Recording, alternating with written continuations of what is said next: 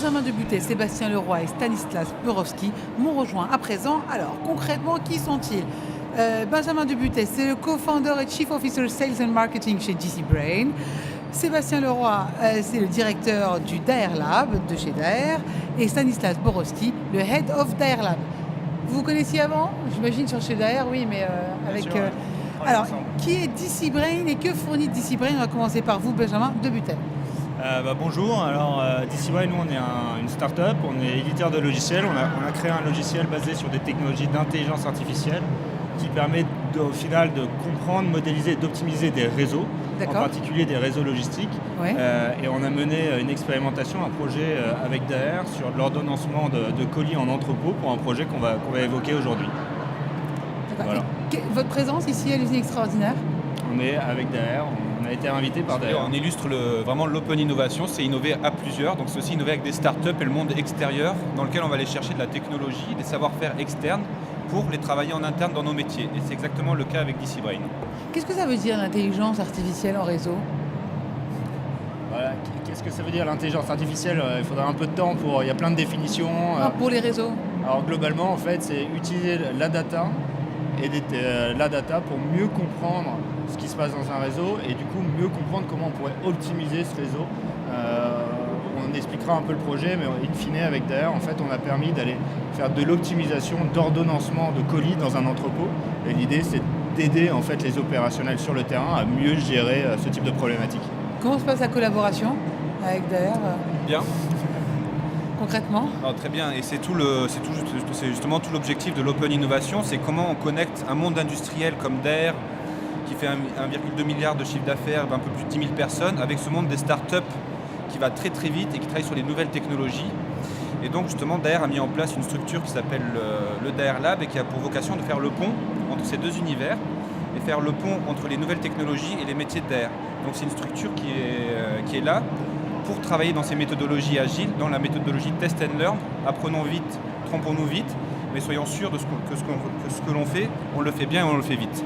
Et c'est tout dans ce cadre-là qu'on a travaillé avec DC Brain. Il serait intéressant de poser la question aussi, le point de vue de Benjamin par rapport à cette collaboration. J'imagine que ça se passe bien aussi, vous n'allez pas me dire que ça se passe mal. Surtout devant Je ne nous. vais pas dire ça. Mais c'est vrai que ça s'est assez bien passé avec Daer. En fait, on a très vite rencontré les équipes d'innovation chez Daer qui ont assez rapidement identifié un cas d'usage opérationnel. Donc, l'idée, c'est de tester une technologie, mais qui apporte de la valeur sur quelque chose de concret. C'est pas faire de l'innovation pour l'innovation, de la techno pour la techno. C'est dire, on a un vrai problème, comment est-ce qu'on peut le résoudre? On va aller chercher l'innovation en externe chez DC Brain. On teste effectivement, comme l'a dit Stan, on teste rapidement et puis on fait un retour d'expérience rapide pour pouvoir se dire oui, ça fonctionne, non, ça fonctionne pas. Dans l'occurrence, ça a fonctionné, donc c'est super. Mais l'idée, c'est de tester très rapidement et puis voir si la collaboration est possible. Ça fait combien de temps que vous travaillez ensemble? Une petite année. Voilà. On se connaît depuis 2 ans et le projet, on l'a vraiment commencé avant l'été et il a été fini, clôturé en début de semaine. Le résultat? Il est positif. Vous aussi? Vous n'avez pas encore parlé, donc... Oui, alors il est positif parce qu'en fait pour nous, sur un groupe comme Daer, on ne peut pas innover sur tous les sujets.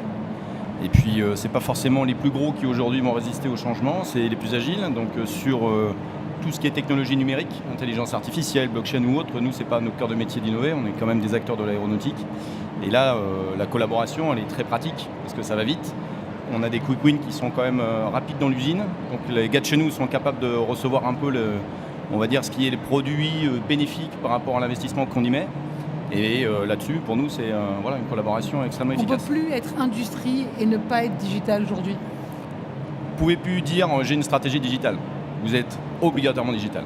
C'est-à-dire que l'industrie aujourd'hui, vous avez autant de métiers... Spécifiquement dans l'aéronautique, parce que vous êtes un grand groupe, mais où toutes les industries? Toutes les industries aujourd'hui sont obligées de prendre de plein fouet la manière de résister ou de collaborer avec la révolution numérique. C'est clair.